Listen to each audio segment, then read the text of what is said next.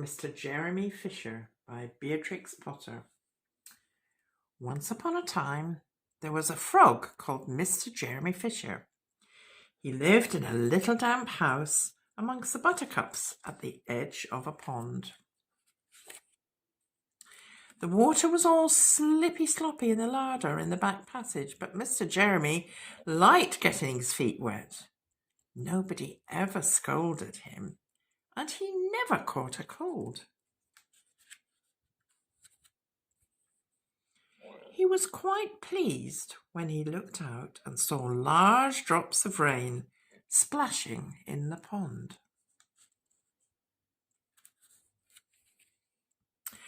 "I will get some worms and go fishing and catch a dish of minnows for my dinner," said Mr. Jeremy Fisher. "If I catch more than 5 fish, I will invite my friends, Mr. Alderman Ptolemy Tortoise and Sir Isaac Newton. The alderman, however, eats salad." Mr. Jeremy put on a mackintosh and a pair of shiny galoshes. He took his rod and baskets and set off with enormous hops to the place where he kept his boat.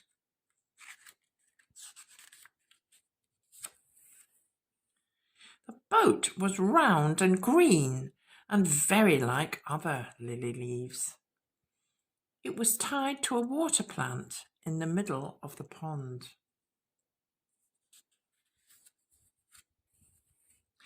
Mr. Jeremy took a reed pole and pushed the boat out into the open water.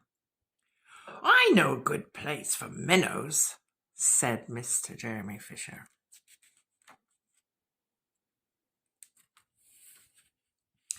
Mr. Jeremy stuck his pole into the mud and fastened his boat to it. Then he settled himself cross-legged and arranged his fishing tackle. He had the dearest little red float, and his rod was a tough stalk of grass. His line was a fine long white horsehair, and he tied a little wriggling worm at the end.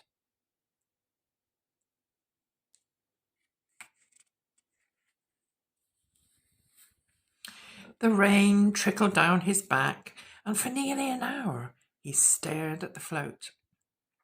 "This is getting tiresome. I think I should like some lunch," said Mr. Jeremy Fisher.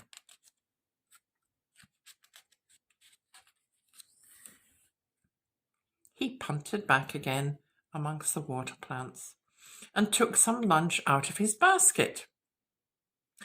"I will eat a butterfly sandwich and wait till the shower is over," said Mr. Jeremy Fisher.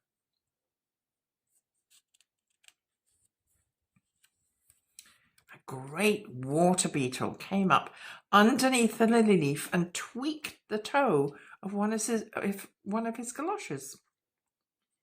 Mr. Jeremy crossed his legs up shorter, out of reach, and went on eating his sandwich. Once or twice, something moved about with a rustle and a splash amongst the rushes at the side of the pond. "I trust that is not a rat," said Mr. Jeremy Fisher. "I think I had better get away from here."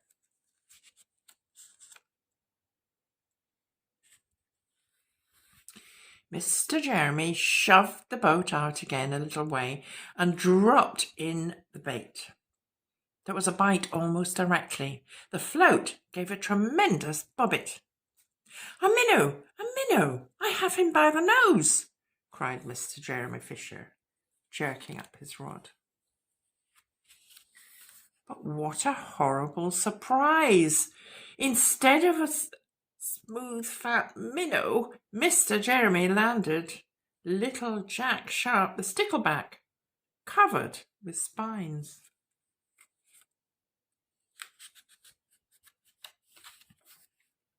The stickleback floundered about the boat, pricking and snapping until he was quite out of breath. Then he jumped back into the water. and a shoal of other little fishes put up their heads and laughed at Mr. Jeremy Fisher.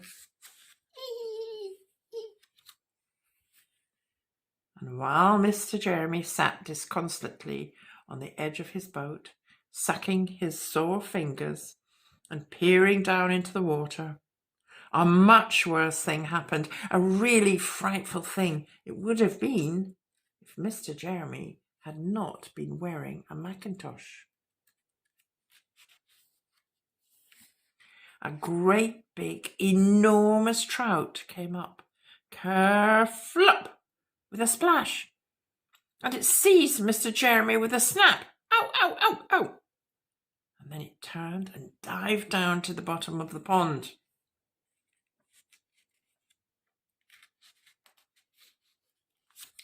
But the trout was so displeased with the taste of the mackintosh that in less than half a minute it spat him out again, and the only thing it swallowed was Mr. Jeremy's galoshes. Mr. Jeremy bounced up to the surface of the water like a cork and bubbles out of a soda water bottle, and he swam with all his might to the edge of the pond.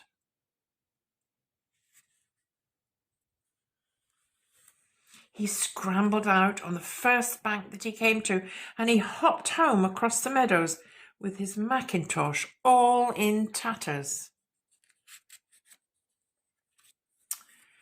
"What a mercy that was not a pike," said Mr. Jeremy Fisher. "I have lost my rod and basket, but it does not much matter, for I am sure I should never have dared to go fishing again."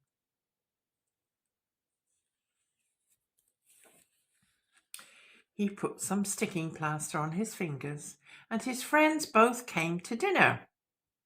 He could not offer them fish, but he had something else in his larder. Sir Isaac Newton wore his black and gold waistcoat, and Mr. Alderman Ptolemy Tortoise brought a salad with him in a string bag. And instead of a nice dish of minnows, they had roasted grasshopper with ladybird sauce, which frogs consider a beautiful treat. But I think it must have been nasty.